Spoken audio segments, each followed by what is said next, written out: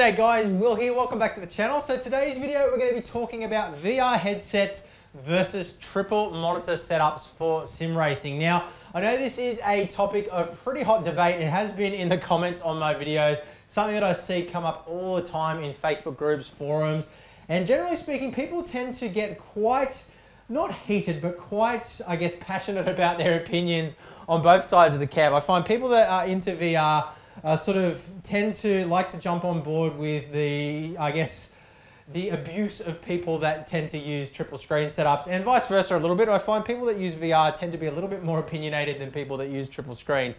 But anyway, the aim of today's video is to basically give you a subjective breakdown of the pros and cons for and against both, from my own perspective, having now been a VR user for a grand total of 1 week. The HP Reverb that you see in front of me here is the first VR headset that I've ever used. And so I'm coming in from the perspective of somebody who's, you know, experiencing for the first time at the higher resolution, higher field of view, and, you know, all those good things that come with the current generation or second generation VR headsets that are in the market right now as of September 2019. Now, the triple screen setup that I was using previously was a triple 35-inch screen configuration. BenQ EX3501R monitors that I was using there. So we're going to be comparing those two different scenarios together, and we're going to be also looking at this from the perspective of a content creator as well as just a racer as well, because there are some important considerations there that I think you need to take into account as well if you're running, you know, streams on Twitch or creating videos for YouTube and things like that. So without further ado, let's jump in and talk about the various different pros and cons. So the first thing that I want to talk about here is the immersion level. Now, I think this is probably above all where a VR headset really does take the cake here. I think that, you know, there's going to be a lot of pros and cons here that we're going to talk about, but above all, the immersion level that you get with a VR headset is just way above and beyond anything that's even possible with a triple screen setup or a projector setup or anything like that. Now, the reason I say that is because with a triple screen setup, and this is something that I'd never really considered until I put on the VR headset and jumped in a car for the very first time. And you would have seen me talk about this in my experience video. When you're using a triple screen setup, even a massive wraparound projector system or anything like that, you're at a fixed point inside the car. So your head is in the seat and you can look around, obviously using your real life head, you can look around the screen and you can see what's going on around you in lots of detail. But you can't move around within that environment. What I mean by that is if you're inside the cabin of a, say, an open wheeler, for example, you're sitting in the cabin, you can look around, you can look down, you can look up, but you can't look up and over. So for me, for example, you know, sitting in something like a skip bar or something, with a VR headset on, I can actually kind of prop myself up, look over the side of the cabin, and actually see the contact patch of the tire on the track.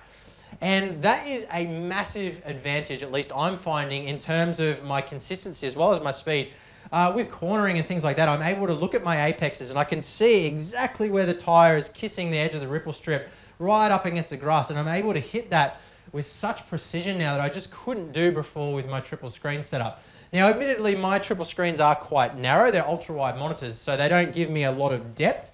But again, because I'm not able to, with any triple screen monitor setup, I couldn't look up and over, you're only ever limited. Like if you look down inside the cabin, all you're going to see is the inside of the cabin, the shifter, the side of the steering wheel. You can't get up and actually look over the edge and at the contact patch. So, you know, even things like if you make a mistake mid-corner or under braking or something like that and you slightly overrun your entry, miss your apex, when you're able to sort of see what's going on around and manipulate the environment like that, you can still stay in the gas. You can run right up against the ripple strip on the exit and see with absolute pinpoint precision exactly where that tire is kissing the edge of the ripple strip right up against the track boundaries there. And that is something that you just can't do with any sort of external monitor setup whatsoever. And I think that is the one thing for sim racing above all else that just makes VR, you know, absolutely incredible. I think that, you know, if it wasn't for anything else, that would be the one thing that would make me say, you know what, you've got to give VR a try because it's absolutely awesome. Now, in terms of, you know, immersion as well, obviously there's things like motion sickness that you need to consider. Now, I've been lucky. I haven't actually had any problems with motion sickness whatsoever. Funnily enough, the only time I actually feel any sensation of motion sickness whatsoever is when I come to a stop. When I'm after a long race where I've been driving and driving and driving, I come into the pits and I come to a stop. It's like, oh, as I stop, because it just doesn't feel quite right. Now, admittedly, I do have the Next Level Racing motion platform as well, and I think that does make a big difference. When I watch replays and stuff like that with the motion platform turned off, I do find I get a little bit queasy in the stomach. I don't feel, not to the extent where I feel like I'm going to throw up or anything like that, but it does kind of feel a little bit wrong. But that motion platform, and I think that's a testament to how well all of these various different parts of the equation work together. When you've got a high-end wheel with great force feedback, and we will actually do a comparison. I've actually got a G920 from Logitech in the studio right now that we're going to do some testing with VR as well, just to see how that goes. But when you've got a high-end wheel like the SimiCube 2 Ultimate that I've got, you've got the motion platform, all that stuff's going on. The level of immersion is just absolutely incredible. And the VR headset, like you guys have been saying in the comments, really is sort of, I guess, the next step in that overall, bringing it to the point where it really does feel like you're in a real-life car. Now, that is something that I do need to speak about a little bit more detail later on in the video when we're talking about the cons as well, because there are some, I guess, caveats there as well in terms of just the physical limitations that we have with resolution and stuff like that currently. But I want to make it very clear that, all of those caveats aside that we're going to talk about in just a moment, the immersion and the realism that you get from actually being able to move around within your environment really trumps all of that. So I definitely don't want to, when I move into the negative stuff, I don't want to take away from that. And we will bring it all back again, talk about it again in more detail when we get to the end of the video and my final impressions and conclusions. But there are a couple of other really important things here to consider as well if you're choosing between a VR headset or a triple setup as well. Ease of setup is a really big thing. Now, a lot of people kind of would assume that a VR headset is more difficult to set up than triple screens. My experience has actually been pretty much the exact opposite. I found that, as soon as I had the software installed, had everything calibrated, it just kind of worked. Regardless of whatever sim I jumped into, all my camera settings were exactly right straight out of the box. All I needed to do was just make sure I binded a control to reset my camera centering. And as long as I had that, everything else was pretty much sweet. Never had to make any adjustments to the camera, the perspective, anything like that at all. Whereas with the triple screens, there was a lot of stuffing around in every single sim, even between different cars. I had to spend almost an hour just adjusting things to make it look right and give me that level of immersion. And that surprisingly has not been an issue at all with VR. It's been very much a put the headset on, jump in and just drive, which has been really impressive. Now, VR headsets can also be a lot cheaper as well than a triple screen setup. This headset in particular, the VHP Reverb, cost me $1,000 Australian, whereas the monitors that I'm running in my triple stand setup were, I think, $920 each.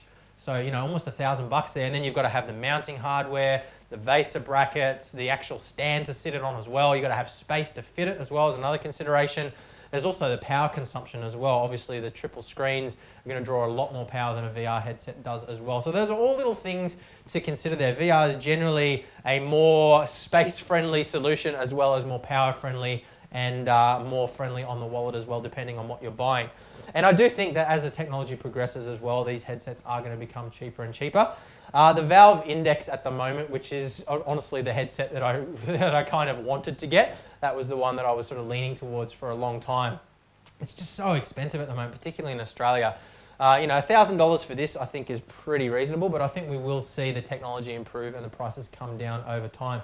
Obviously, you also need to be aware of the PC power that you're going to need to run either setup as well. In my case, my triple screen setup was or is 10 320 by 1440 pixels, so double 4K in terms of the width. Whereas the pixel count on the HP Reverb is quite a lot lower. It's 2160 by 2160. So it's actually a lot easier for me to run the VR headset at high settings than it was my triple setup. Now, the other aspect there as well in terms of ease of setup is just the clumsiness in terms of setting up triple monitors in general. NVIDIA's surround software is garbage. I mean, anybody who's ever used it, I'm sure wouldn't disagree with me here. A lot of times when you reboot your computer, it's all reset and you have to go in and set everything up from scratch again. I had a lot of problems, as you would have seen in my earlier videos, with even just getting it to detect the correct resolution and refresh rate. I had to go in and modify the firmware's EDID data to even get the triple screens working the way they should have out of the box in the first place. So triple screens can be quite a lot of stuffing around to set up. Whereas the VR headsets I find are a lot more, at least with the experience with the HP Reverb, has been very, very straightforward. Once I had my head around what software I needed to install and, you know, what settings I needed to adjust, things like my IPD and the floor level, you know, calibrating the controllers and all that kind of thing. Very much a, you know, boot the computer up, launch your sim, launch all of your peripheral software, like your, you know, your crew chief, your sim hub and all that sort of thing. Put the headset on and just drive, and everything else is taken care of for you. So in terms of ease of setup, again, I think the VR headset is actually a little bit easier than the triple monitors, and also the factor of the PC power that's used to drive it as well. Obviously, if you're running something like a Pimax 8K, then you are pushing the boundaries of current PC technology. And we're going to talk about that in a little bit more detail in just a moment. But yeah, look, I mean, ease of setup, I think the HP Reverb, at least in my experience, takes the cake over triple monitors. In terms of immersion, spatial awareness and everything like that, definitely VR, you know, leagues and bounds ahead of anything that's possible with external monitors. And yeah, just the ability to spot your apexes and stuff like that, I really don't think that you can go past VR for things like that. Now on to some of the disadvantages here. So this is probably going to upset a few people. I know I've watched pretty much every review that I can find on YouTube for the HP Reverb, as well as the, you know, Valve Index, the Pimax headsets, pretty much all of the current second generation headsets. And I've seen so many people say, oh, look, you know, the screen door effect's completely gone. The resolution's absolutely incredible. It looks exactly like real life. And I think I might have even fallen into the trap of making comparisons against real life when I did my first impression video, just because I was so blown away by the immersion. You know, it really does draw you into the experience to the point where you do genuinely forget at times that you're driving, you know, in a simulator and not in a real car. But honestly, guys, the screen door effect is still a thing. I mean, it's very small, but you can still see the outline of the individual pixels. And I mean, when you think about the display technology that we're using here, 2160 by 2160 panel for each eye, you know, that far away from your eyeball, you know, and there's some pretty amazing high-level optics that are going on inside the headset as well, which we'll talk about in a little bit more detail in a moment.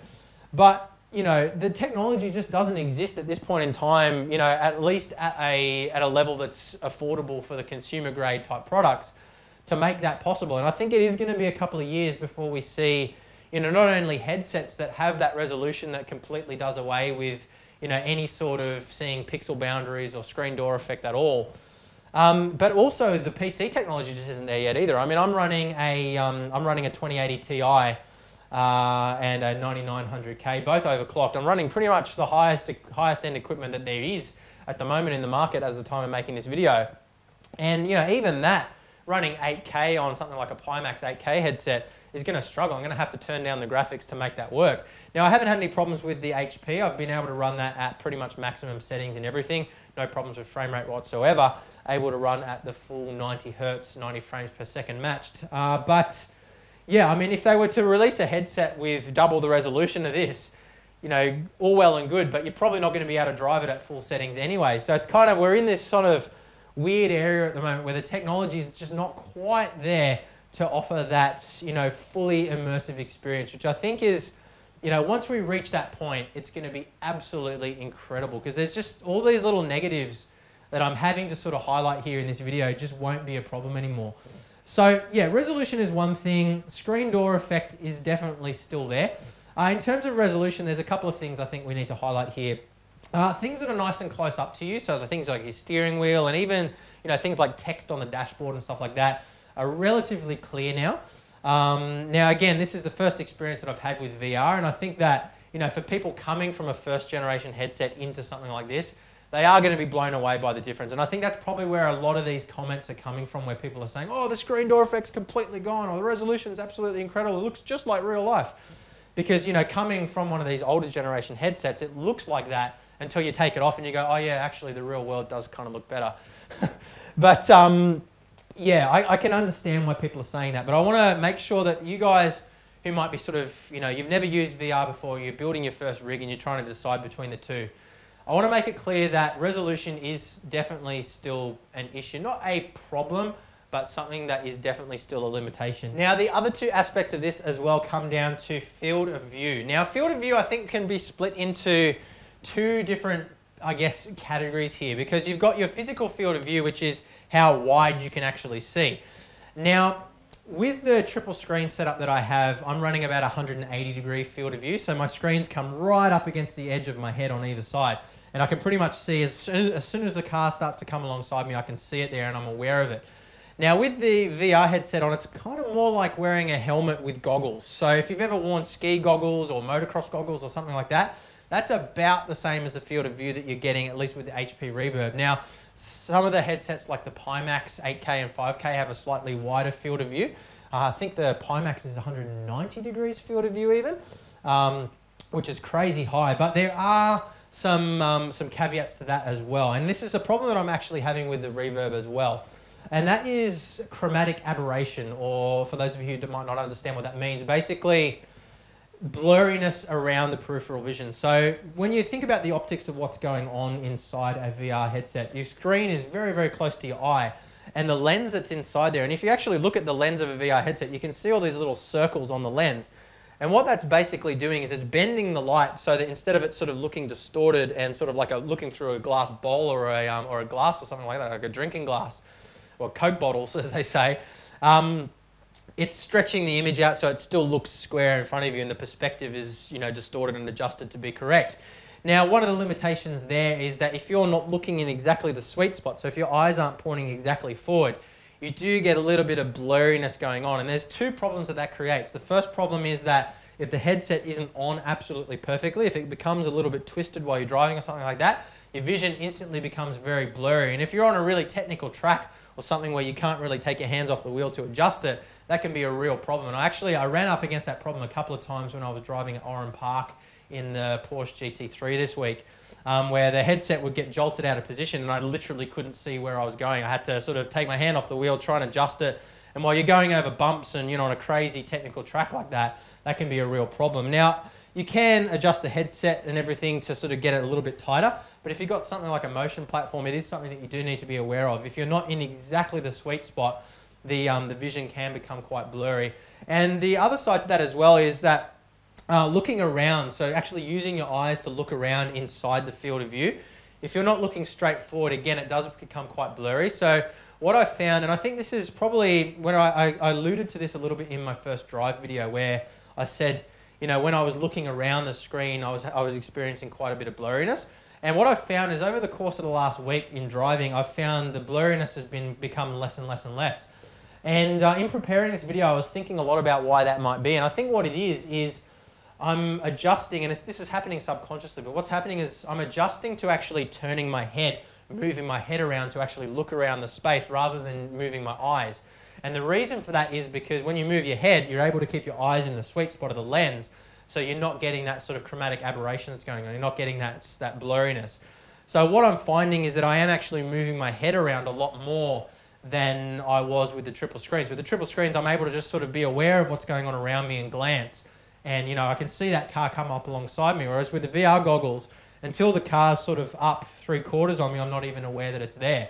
So what I'm finding is I'm spending a lot more time with the VR headset on looking at my mirrors. Whereas with the triple screen, I was kind of a little bit more aware of what was going on around me all the time, which sounds a little bit counterintuitive because you'd think that with the additional spatial awareness and immersion that you get with a VR headset, you'd actually have more awareness of what's going on around you. But I mean, yeah, you have more awareness of your surroundings in terms of the interior of the car and stuff like that. But in terms of what's actually going on the track, I actually find that I have a little bit more awareness when it comes to using triple screens than I do with the Reverb headset at least. And I think, yeah, that comes down to the field of view, the blurriness outside the sweet spot, and just the need in general to turn your head to see what's going on around you rather than just using your eyes.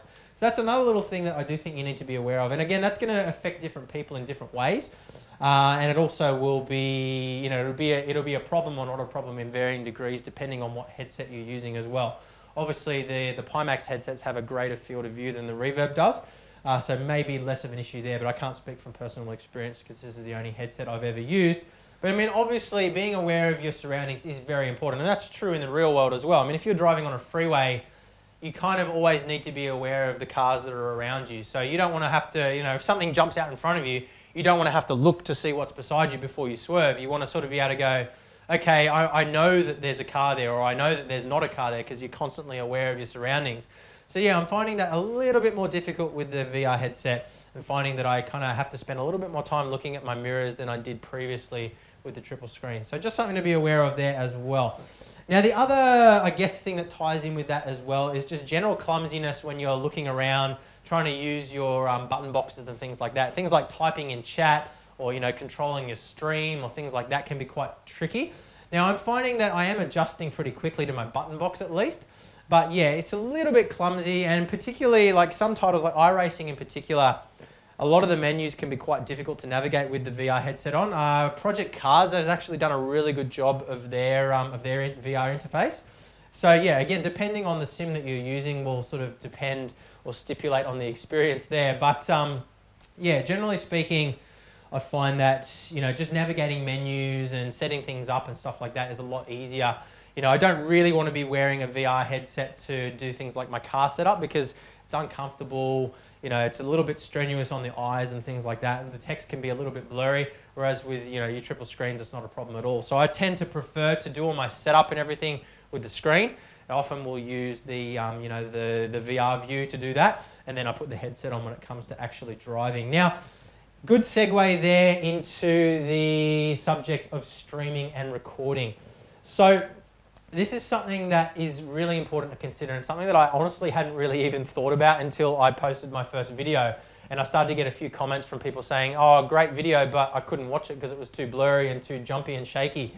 Now, because of what I was saying before about having to move your head around quite a bit to see around you, you find that the camera does actually jump and jolt around quite a lot. And this is particularly a problem if you're using a motion platform. If you're using something like a D-Box or a Traction Plus or something like that, it's going to be almost impossible for your viewers to pay attention to the video. This is particularly true if they're watching on a smaller screen, like a phone or something like that. And most people these days, you know, 80% of people are consuming content on a small screen.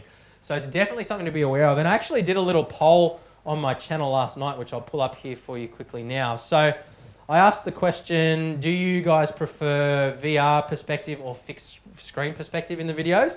Or don't you mind either way? And I've had 368 votes so far.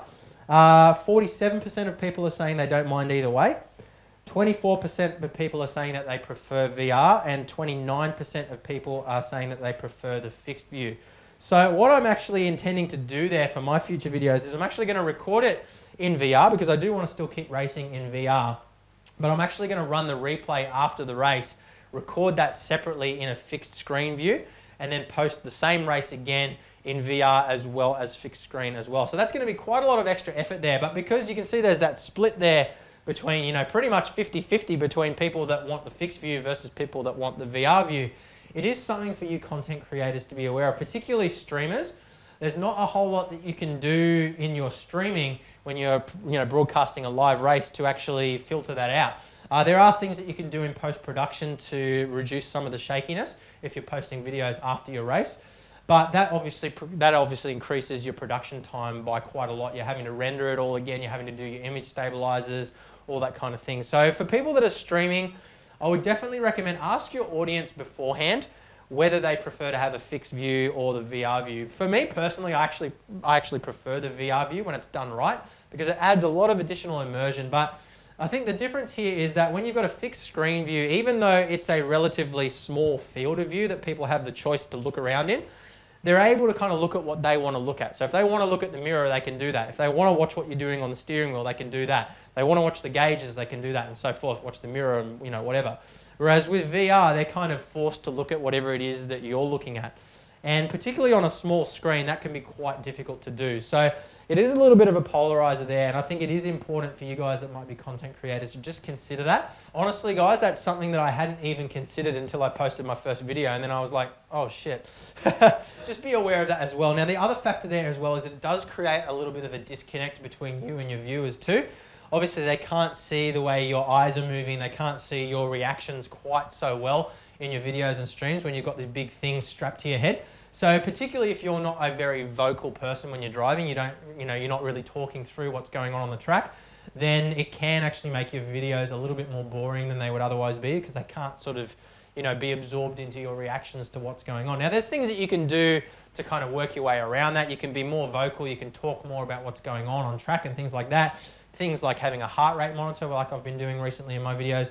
All those things add extra immersion, but just something else to be aware of there as well. So in conclusion, I guess the big question that you guys will be wondering is, if I had to choose between triple screens or a VR headset and I can only have one, which one would I choose? Now, this is a really difficult question to answer, and I can't really give you an unequivocal answer here because there are pros and cons to both. I think that, you know, as I said at the start, the level of immersion that you get, and you know, that added perspective of being able to look around and move around in space and spot your apexes, spot your exits, look at your contact patch and stuff like that, that is absolutely unparalleled.